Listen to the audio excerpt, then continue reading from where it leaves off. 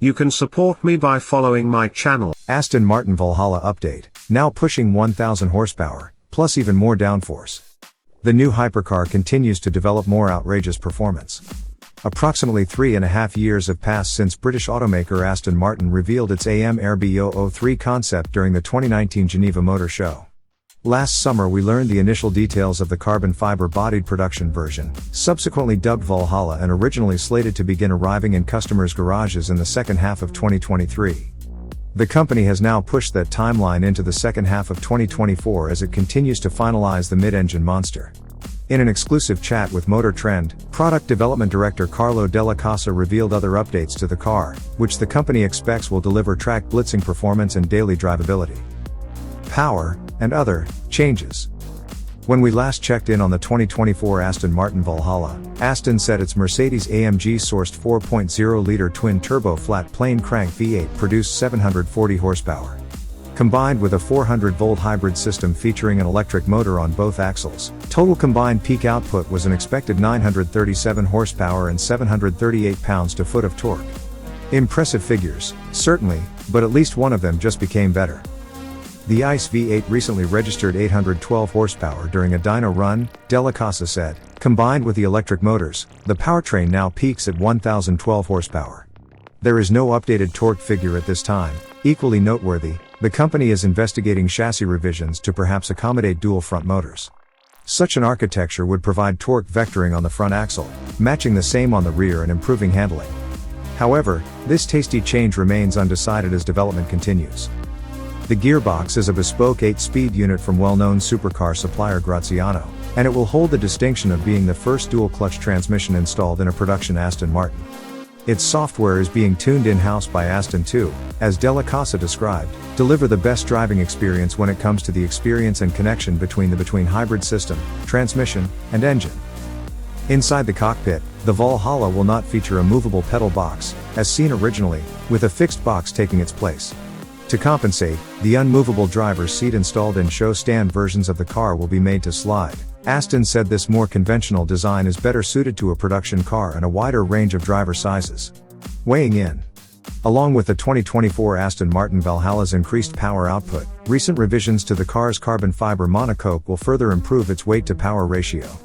Just a month or so ago, Della Casa said, engineers were able to reduce the structure's weight from 331 pounds to less than 220 pounds, a massive improvement. According to the development boss, the Valhalla's targeted curb weight is about 3,640 pounds, a number that would make it about 200 pounds lighter than Ferrari's SF90 Stradale hybrid. Again, that's a massive advantage when it comes to driving dynamics. Aero update. Last year, Aston Martin said the Valhalla's drag reduction system-equipped active aero package would deliver about 1,322 pounds of downforce at 150 miles per hour. That's a big number for any road-legal car, and Della Casa now projects it at more than 1,433 pounds. However, he was keen to point out the figure isn't final as Aston continues to define the precise aero and performance characteristics it wants to achieve.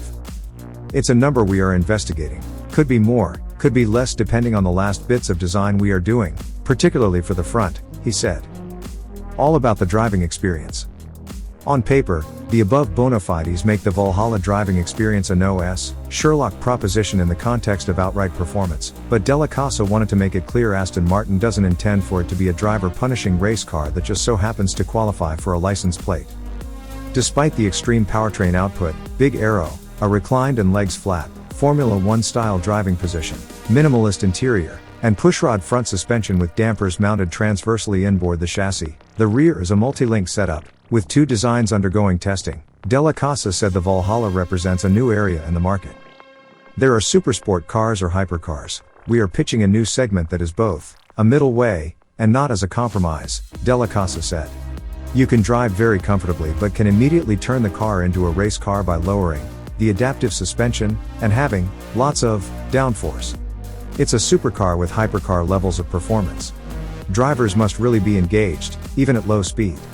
You'll immediately feel you're driving something special. It's going to be exciting at 40 or 60 miles per hour. The performance and price are why it's a new segment we are defining. Speaking of price, one thing that hasn't changed for the 2024 Aston Martin Valhalla is its starting price of no less than $800,000. Customers will begin ordering their cars beginning in 2023 ahead of those 2024 deliveries, with production capped at 999 examples, at least 999 road-going examples, that is. Although Della Casa said no variants are in the works, Aston's philosophy says owners should track this specific model.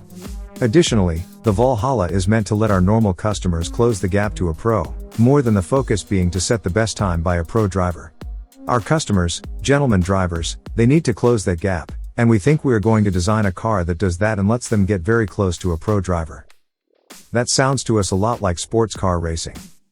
The opportunity given by a car like this is huge, immense, added Renato Biassignani, Aston's head of global marketing and communications. At the moment we're just focused on getting this car right, but there is definitely intention to look at a dedicated customer race program. Or it could evolve into a different type of track-only program. There is internal interest in this approach, he continued, and we're building that interest with new to the brand customers, and you can really only do this with a mid-engine car, something we haven't done for the past 109 years. Meanwhile, as somewhat of a rarity in today's limited edition big bucks automotive space, not all 999 Valhallas are sold. From what we've seen at this point, it's fair to suspect this won't be the case in the coming months once the final production specs are settled and demo drives begin.